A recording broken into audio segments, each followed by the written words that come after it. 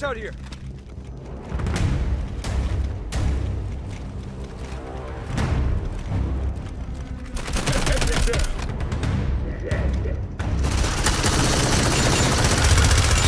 Swapping next.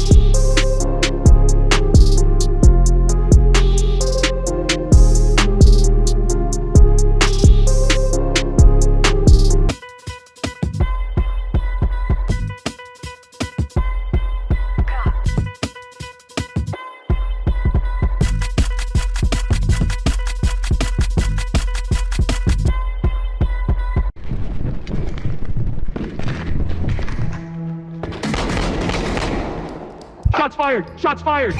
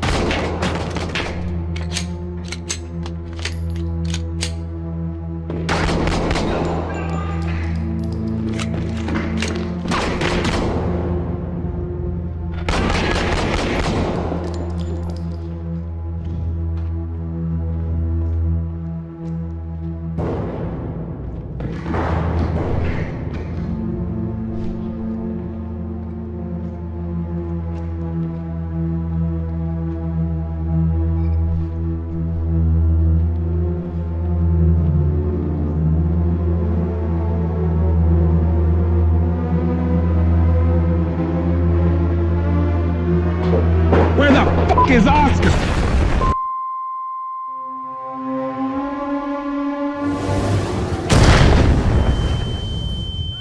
mayday! We are under heavy fire. Heading to that house. Come on. Now move! I have a bad feeling about this. I told you this was a bad idea. Go, go, go! Go!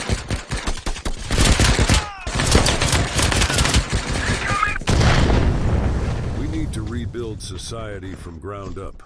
You are the soldiers we have trained for years. Your memories will be restored once the mission is complete. Yes, sir!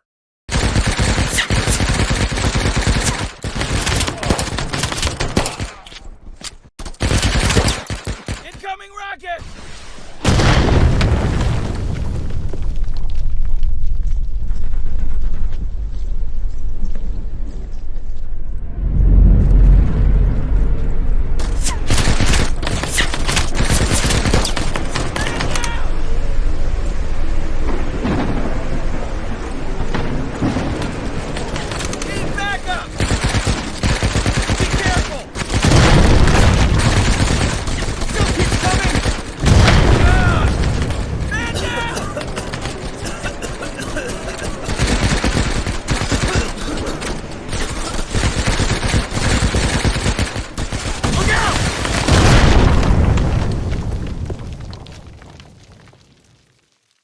Okay, let's talk about the nightmares of yours. How can you describe them? Terrifying. Cold and white. Very cold.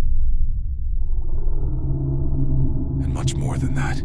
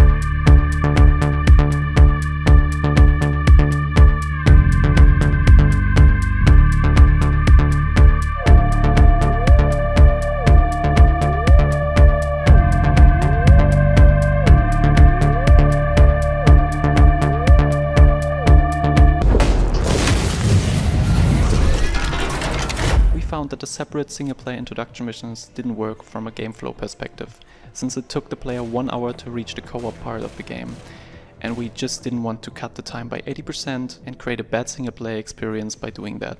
Every approach definitely has its pros and cons, but since our game is a co-op game, we found it more fitting to let the player experience the co-op part from the get-go.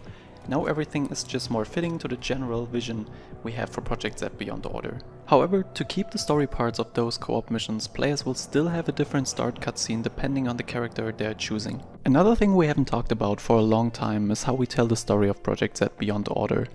Most of the story will be explained via very short cutscenes or our new dialogue system. The dialogue system is almost everywhere in the game when you talk to NPCs, if you go to a shop, or if you want to go into the next mission. The player can always interact with the NPCs in the hideout and have a little chat with them. This is possible due to the fact that our NPCs are created with the character creator 4, since it would be impossible to us to create hundreds of NPCs by an artist. Since the last devlog, our weapon department has worked on a lot of new guns, like the Becker revolving shotgun that we showed off in the last devlog, which is now in the game, as well as the M1 carbine and the new STG-44, all with their very own attachments. All of those attachments are inspired by real-world prototypes from that era. Another weapon we are currently working on is the M3A1, which isn't animated yet. Another thing we want to show you is our vehicle system. Since every map can be played in a free roam mode, which we will show the next time, some maps might require a car to get around. Since we went back to pre-production in August 2023, we also had to take a look at the health system and rework it. The way it works now is that when the player takes damage he will lose HP, but there is also a chance of getting 4 different status effects: break, wound, burn or toxic. Those effects will have an impact on the player's gameplay for as long as the player has them. However, the player can get rid of them by finding the right health item. For example, the player needs to use a splint to get rid of the break status. Status effects will also reduce the maximum HP the player can heal up to for as long as the player has the status effect applied to his character. The next Metro game is coming, it's confirmed, it's more real than ever before, and we've got some even bigger confirmation and details from this next mainline project in the series, thanks to 4A Games themselves, which are the creators of the Metro games. The team is officially starting to tease the new game, and they're really hyping things up with it, saying it'll be a true next-gen post-apocalyptic experience, one that we've been waiting for ever since the new consoles released, with PS5 and Xbox Series X and of course PC. This new Metro game wants to be truly next-gen with the most immersive environments yet, and of course the atmosphere, also the craziest and most realistic creatures yet, and a full-on exciting story continuation with Artyom most probably. The next Metro game has been officially confirmed to be releasing in the near future, either in 2024 or in 2025. Though, before we get into the details, they start off by saying the next mainline game in the Metro series will launch when it's ready. That's what developer 4A Games said in a post on Twitter just recently. Celebrating the 5th year anniversary of the latest Metro game, Metro Exodus, 4A Games revealed that this game sold over 10 million copies, which is massive, and the next one will be even more ambitious. The studio also talked about the next game being the VR title Metro Awakening that's launching later this year. This VR game is not the biggest Metro project and not the future of the Metro franchise. 4A Games reassured fans, it's just a little something to give to fans before the big one arrives.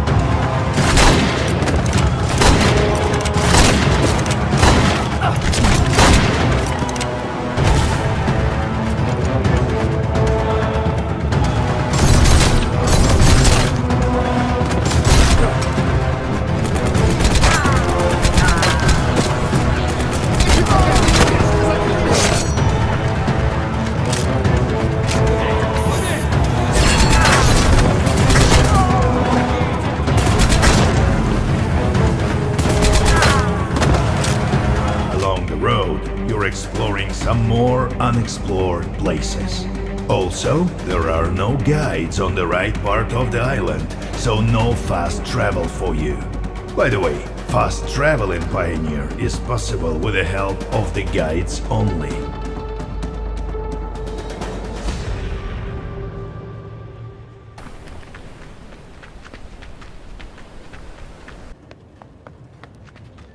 In addition to PvP, MMO fans will enjoy our raids and world bosses adapted to the realities of MMO FPS. After all, it would be fun to see how familiar activities look in unfamiliar conditions, wouldn't it?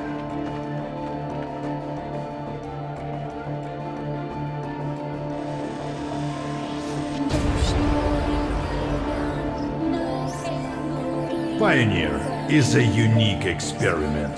The further you delve into the depth of the island, the more the game transforms, transitioning from a role-playing adventure to an intense survival experience. We'd love to tell you more, but unfortunately, we'll have to do it in due time.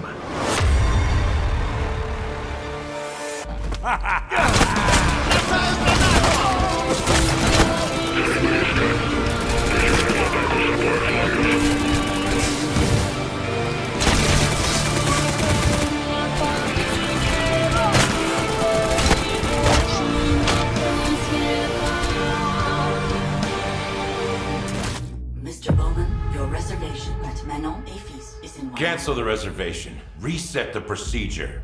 Continued neuroprodding may severely damage the suspect. Reset the procedure. Yes, standing by. Eject. I'm Mr. Bowman. Your subconscious was just spilling the beans about your recent Akajima district break-in. Let's continue. What were you hoping to find in the Nexus Sentinels? You mother... There's no use in fighting. I will get what I want. So that's how you found out about our Akajima vault. What were you looking for? A key. A key to what? You really know? Yes! What's the key for? It's not what, Mr. Bowman. It's who. You see, just like me, you're caught here. You're caught in the den of wolves.